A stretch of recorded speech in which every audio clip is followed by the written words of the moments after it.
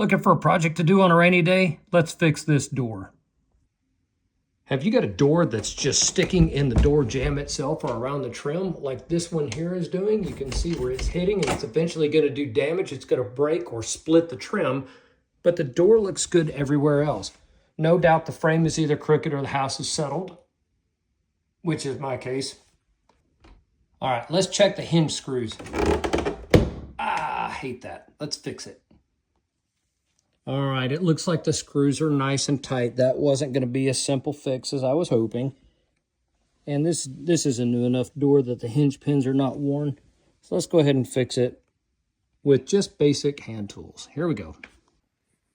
Okay, we're not going to do it the right way today.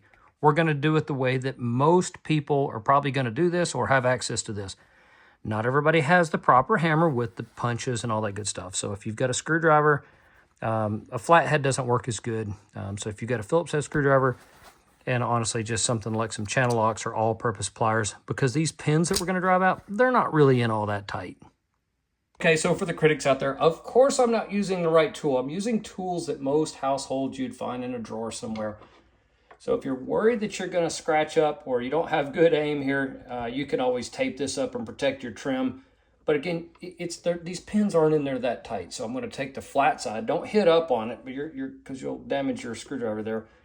So I'm going to take the flat side of the channel locks and just peck on that gently.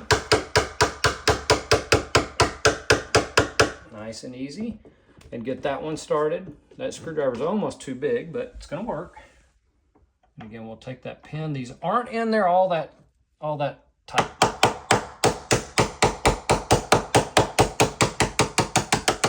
All right, and so on and so forth.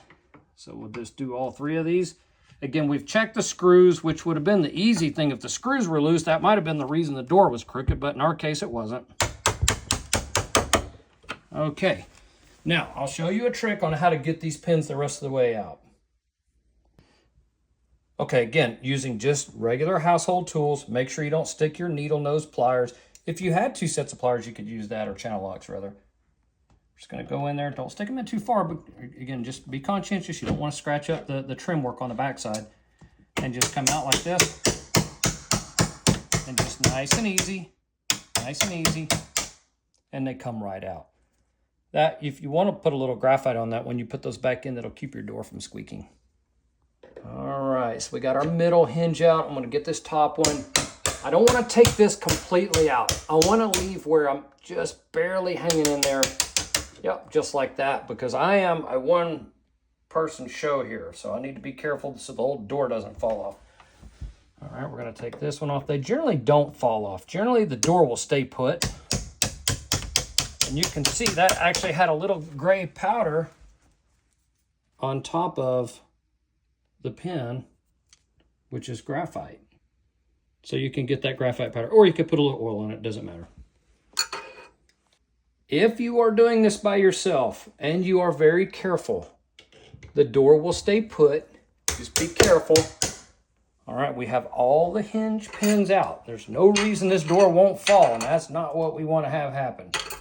So what I'm going to do, this is a pinch point. Be very careful so you don't pinch your hand. And just kind of open the door a little bit. Here it's sticking at the top. Oh, I hate that. We're going to fix that though. Just give me another 20 minutes and we'll have that fixed. You see how it's starting to fall out right there? All right, so we can get there. And at this point, if you want a trick that you could use, if you are not very tall or you don't have a good grip strength, you can stick your handle in there. And now look, you've actually got a way to hold the door a little bit to keep it from falling. And the door's not that heavy, all right? The door probably weighs 25 pounds. And we're off. So the door's off the hinges.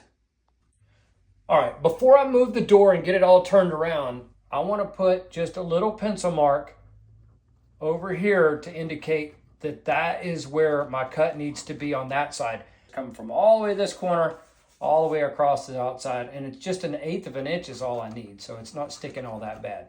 All right, let's go cut it. Okay, so what I did was I just placed the door on what would be your garage floor, somewhere flat and stable. I put a couple boards underneath there just so it's not going to damage or scratch the doorknob. And I did the same thing over here. And on this end, a couple boards over here. So I want to make sure that it's safe. It's not going to shift while I'm cutting it with the saw. and let's give it a try. Okay, so here's how we're going to do a little bit of math. It's pretty quick math. There's no battery in here. So this is my nice little Ryobi. You can pick these up at Home Depot.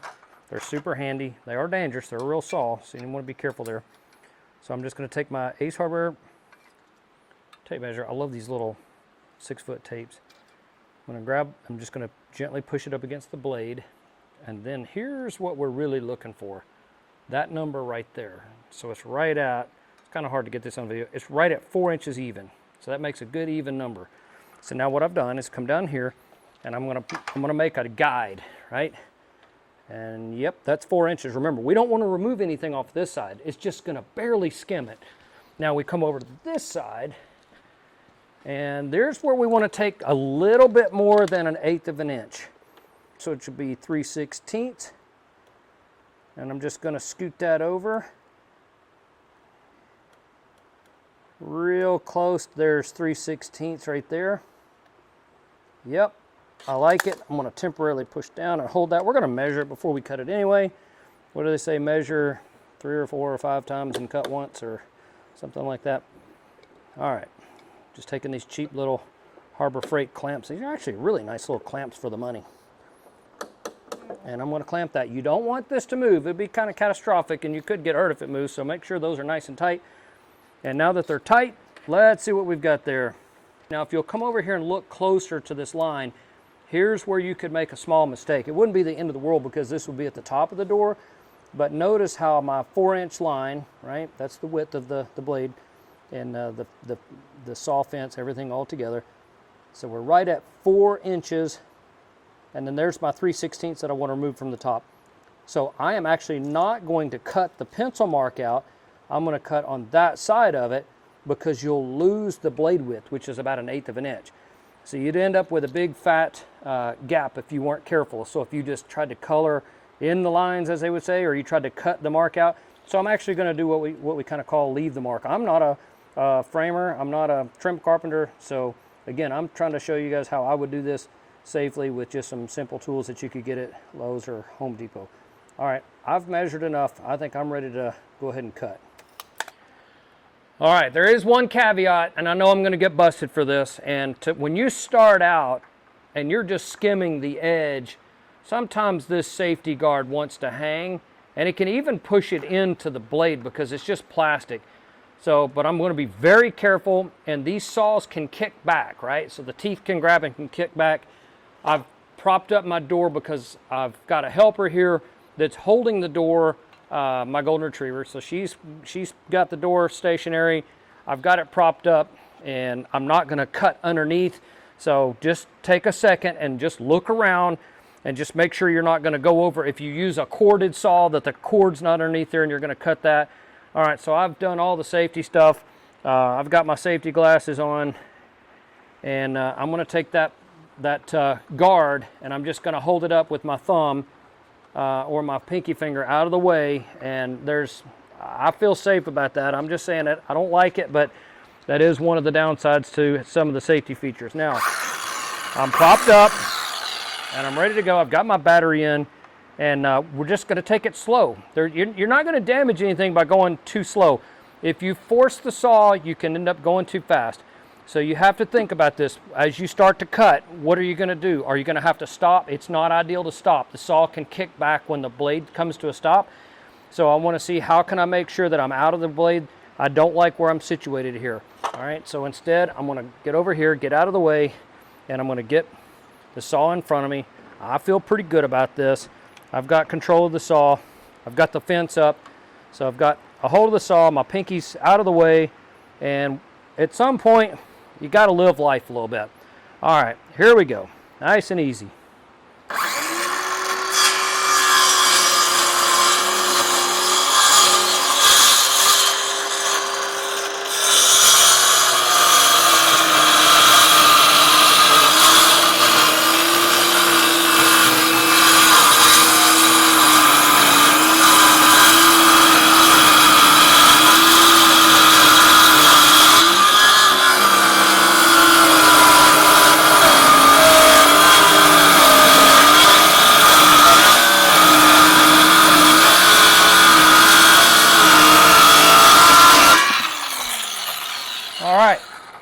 set the saw there.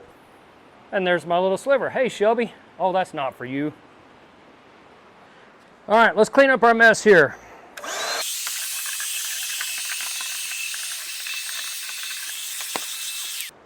All right, that came out pretty darn good. Again, it's at the top, and you won't see it, but it came out straight. It's not jagged. So let's go ahead and get it installed and see if we have our clearance. All right, we've got our door back in the correct orientation. And if you're going to get it on the hinges by yourself, or it's a bigger door, you're not real strong, all of the above, just try to get it close. I've always had the best luck of getting the top one in first and then letting gravity kind of swing it into place.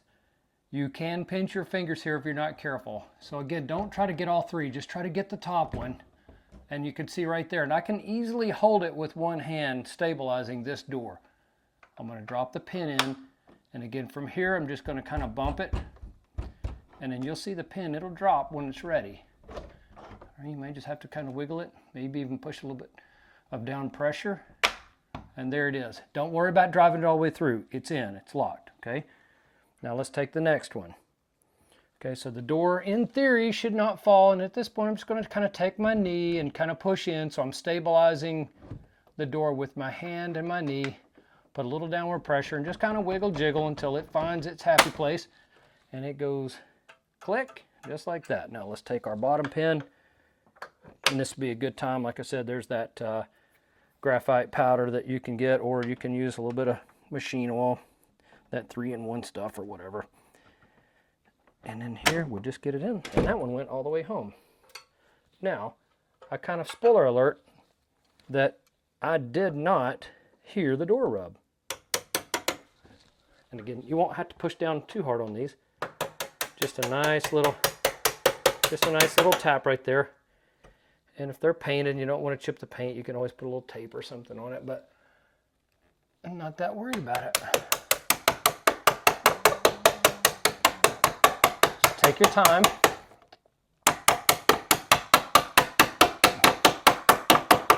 All right, and for the grand test of them all, Shelby, shall we? I do not hear it. Door's locked. I don't want to lock it. Well, how about that? Problem solved. And let's check our homework. So once we got the door shut, it's a pretty even gap there. So without a table saw or any professional tools, I believe we safely trimmed that door where it opens and shuts, not causing any more of that annoying screech. There we go. I'm happy.